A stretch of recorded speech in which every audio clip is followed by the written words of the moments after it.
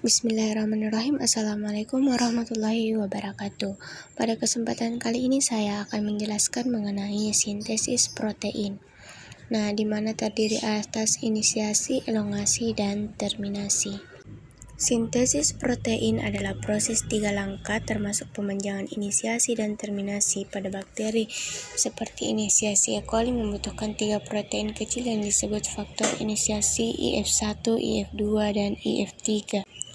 Sebagai salah satu tRNA pertama, mRNA dan subunit ribosom kecil juga disebut 30S subunit IF3 dengan mudah berikatan dengan subunit ribosom kecil. Kehadirannya menghalangi subunit besar dan kecil dari asosiasi prematur IF3 yang memfasilitasi pengikatan mRNA ke subunit kecil ribosom. Pengikatan terjadi hanya 4 hingga 8 basa di hulu dari awal AUG, di mana urutan konsensus yang disebut urutan bersinar Dalgarno di mRNA anil di dekat akhir RNA ribosom 16S di subunit ribosom. Itu dikatakan kecil atau IF1 yang mana berikatan dengan subunit kecil di lokasi yang disebut situs A, di mana tRNA yang masuk biasanya mengikat tRNA pertama disebut tRNA metanol formal sehingga memasuki situs lain yang disebut situs P. Perhatikan bahwa tRNA inisiator telah dikawal ke situs P oleh IF2 yang terikat dengan GTP molekul berenergi tinggi yang mirip dengan ATP antikodon tRNA komplementer dengan kodon star AUG setelah tRNA inisiator berada di tempat IF3 dilepaskan.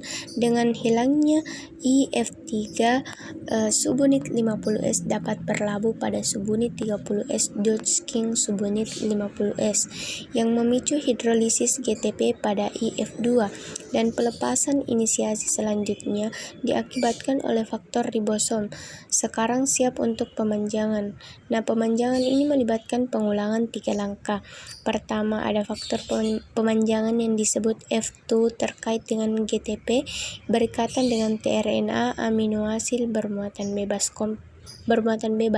Kompleks ini memasuki situs A atau akseptor pemilihan yang benar dari kompleks tRNA tergantung terutama pada kodon pasangan.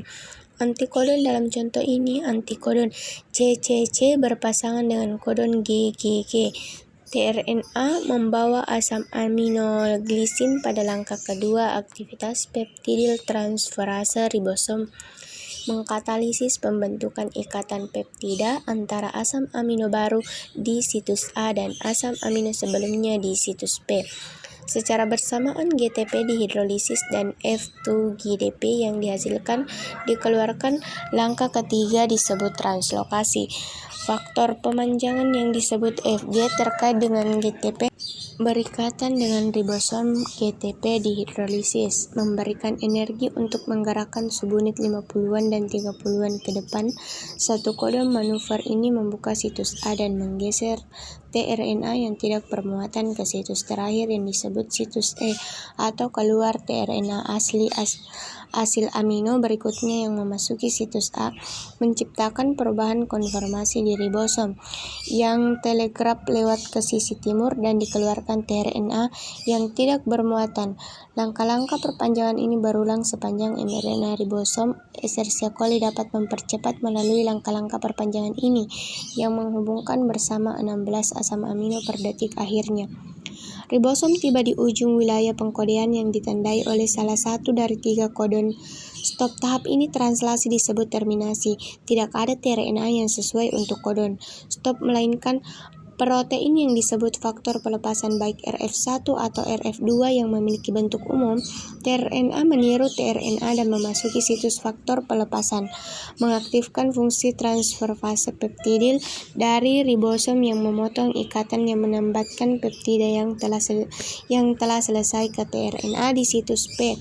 Faktor lain yang disebut RF3 kemudian memicu RF1 atau RF2 untuk meninggalkan ribosom. Akhirnya faktor lain yang disebut faktor daur ulang ribosom atau RRF bersama dengan EFG berikatan di situs dan situs hidrolisis GTP yang menyertai melepaskan dua subunit ribosom IF3 kemudian mengasosiasikan kembali S dengan subunit 30-an mencegah subunit 50-an dan 30-an yang datang bersama lagi subunit ribosomal yang dibebaskan sekarang bebas untuk berdifusi melalui sel siap untuk mengikat mRNA lain dan memulai urutan terjemahannya lagi. Mungkin itu yang dapat saya jelaskan. Assalamualaikum warahmatullahi wabarakatuh.